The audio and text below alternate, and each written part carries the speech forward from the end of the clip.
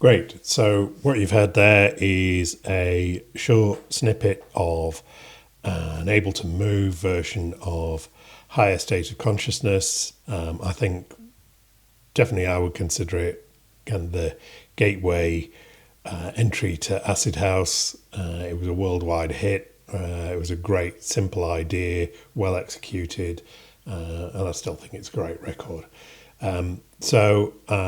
Why I've chosen to have a go at recreating this on the Ableton Move. It's a relatively simple track, and hopefully with a bit of a run through I can give you a hint as to how to do this yourself, and hopefully it'll be something that's applicable to whichever groovebox you've got in your house, and I hope this helps.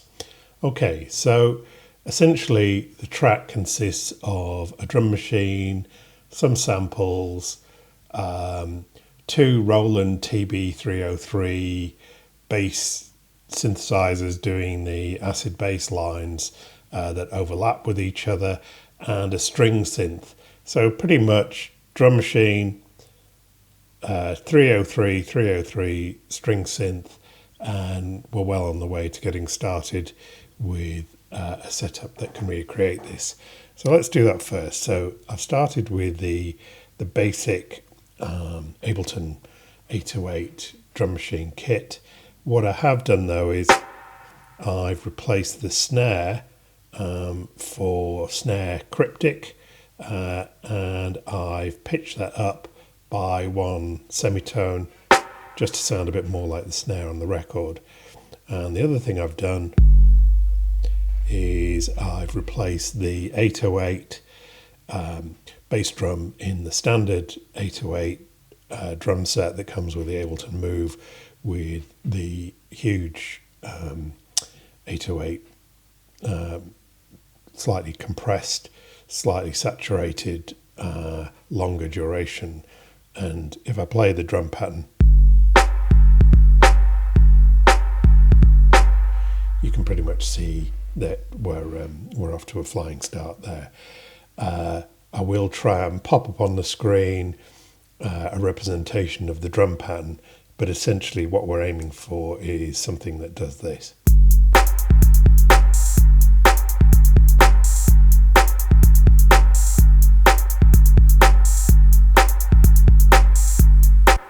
Okay, I forgot to say, we want this to be 126 beats per minute, roughly the tempo of the original track.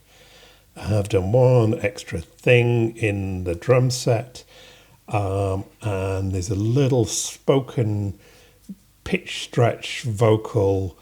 You're maybe going to have to pinch this from my attempt at it, or maybe sample it from the original record.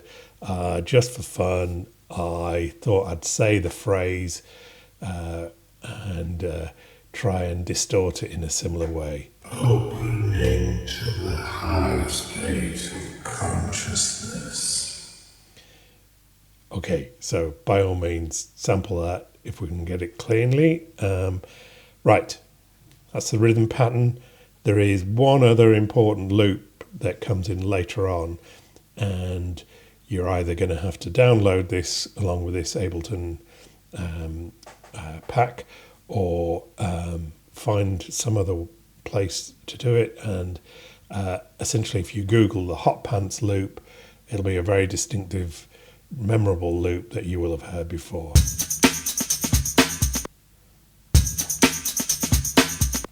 If you've ever heard any record by the Stone Roses, you've probably got a little bit of an idea as to how it can be used elsewhere, but I think it's pretty much a 90s staple. So we've got all the sample and rhythm elements there, and I guess let's just play.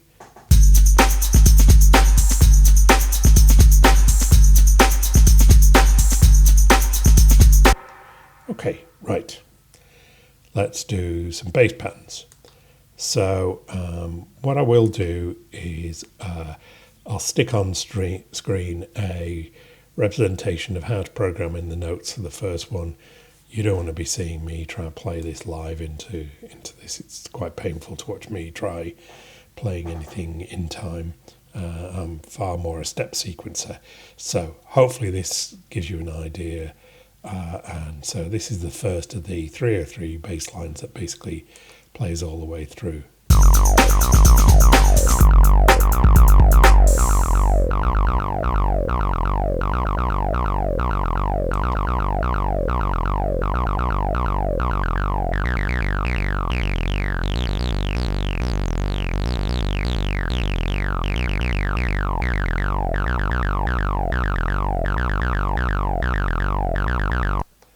What I've done here, I've set the resonance high so you get that very squawky, distorted sound. The tone is up. And this Acid 303 actually does a really reasonable job of giving you some of the controls that you'd have on a real 303. So that's the first repeated bass line that basically runs all the way through. And then at a point later in the song, there is an extra line. I've put it here.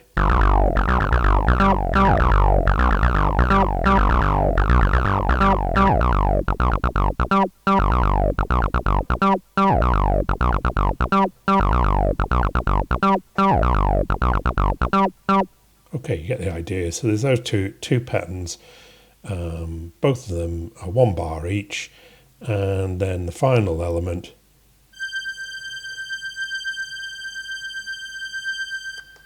No, I think I might have put this as a 4-bar pattern, but basically you're recording yourself. Even I could play that. Okay, great, right. And then really it's a matter of putting them together. I've made one pad that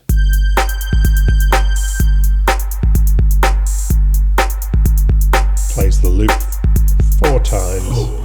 Opening to the highest state of consciousness.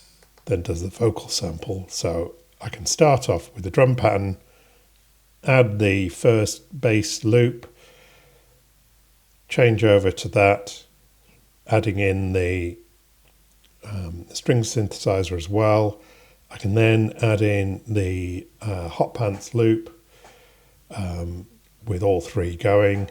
Then I'm going to add the higher 303 line, and then I'll drop them out. So basically that's how I've structured the song.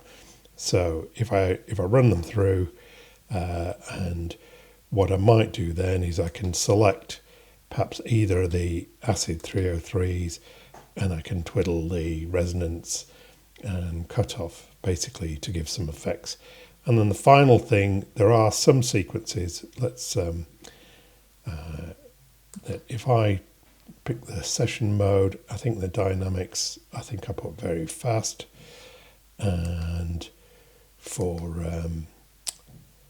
the other effect that affects all of the instruments, I put one of the phases, basically the default one, and I turn the frequency down.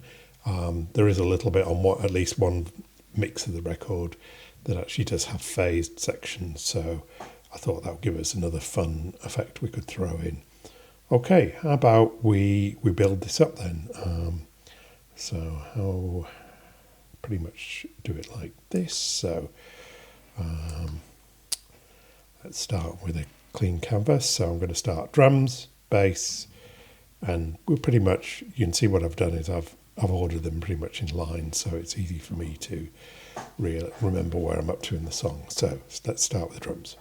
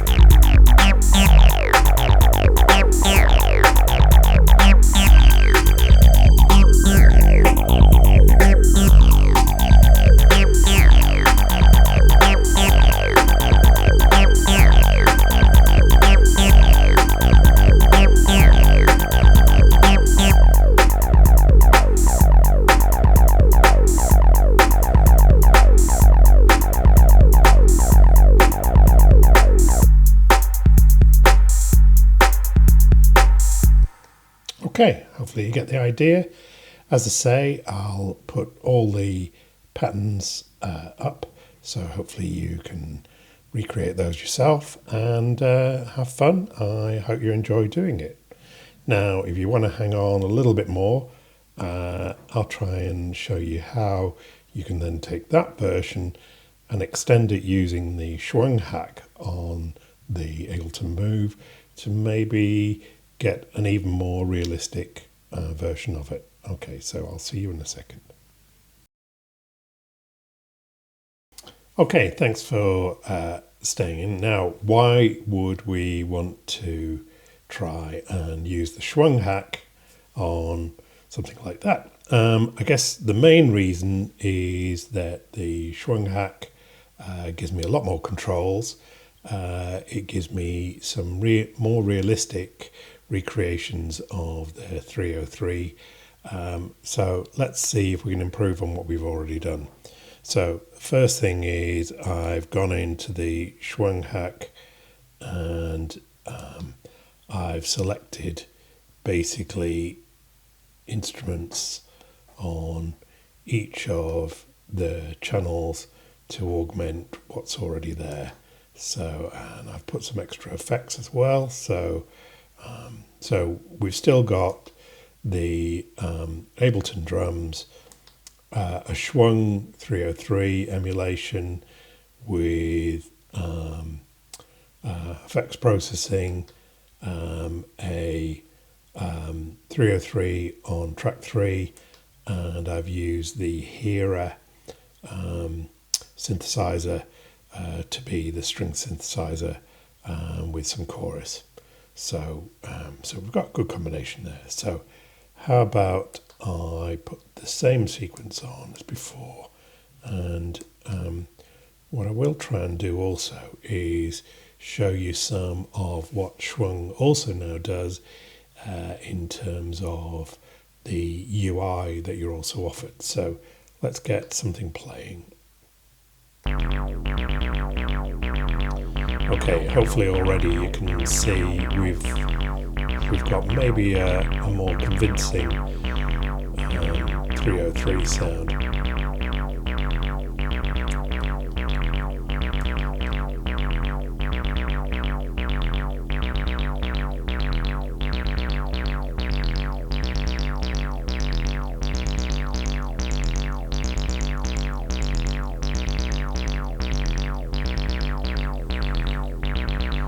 Now, if I pop over to the Schwung UI, what you'll see is that we've got a representation of what's loaded in. So there's my synth in slot 2.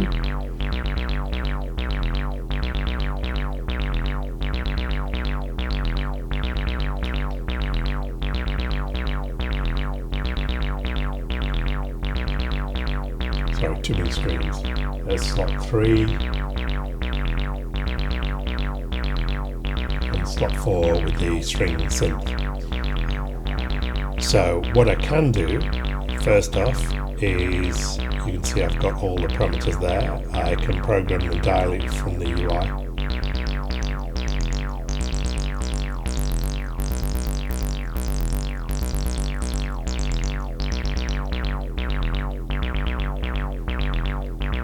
But Schwung actually also has a great feature that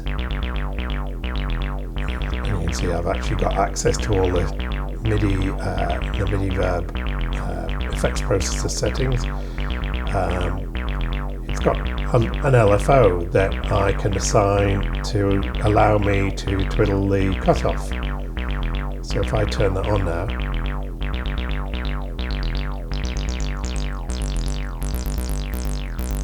so think of it as an automated knob twiddler.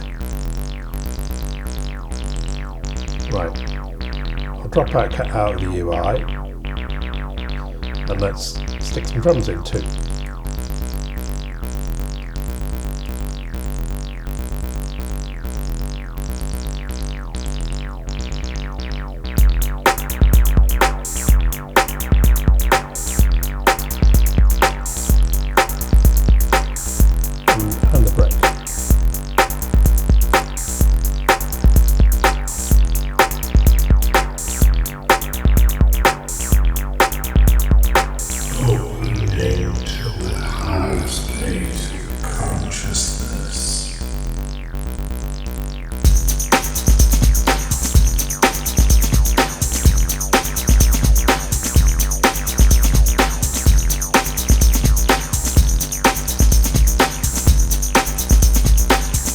Okay, I'll put the Schwung UI back on now. And we'll bring in the second 303 line on slot 3.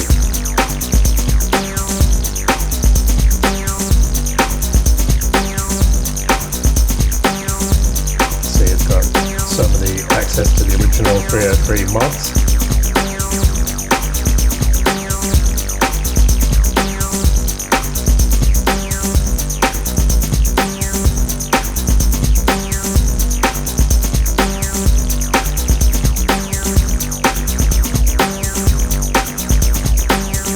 And I can also